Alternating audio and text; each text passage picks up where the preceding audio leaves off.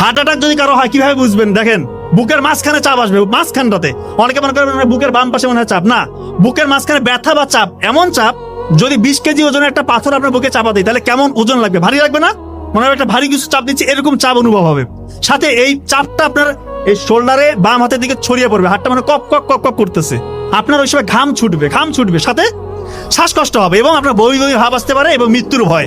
এই কয়েকটা ফিচার যদি আপনার থাকে, বিলম্ব করবে না। যদি হাসপাতাল পাশে থাকে অবশ্যই হাসপাতাল নেবেন, কিন্তু অনেকের এরকম হয় যে হাসপাতাল একটু দূরে আছে। এই জন্য ওই WHO এবং আমেরিকান হার্ট ফাউন্ডেশন তারা বলছে প্রি হসপিটাল ম্যানেজমেন্ট বাসায় করতে পারবেন। খুব ইম্পর্টেন্ট, অ্যাসপিরিন, একটা ট্যাবলেট অ্যাসপিরিন 300 mg চিবিয়ে খেতে হবে।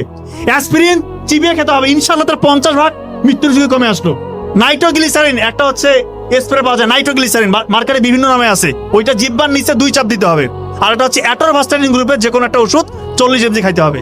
আল্লাহ চাহে তো তার মৃত্যুর ঝুঁকি ইনশাআল্লাহ আপনি 70-80% বাসার মধ্যে কমাই দিলেন, এরপরে দ্রুত হাসপাতালে নিয়ে যেতে হবে।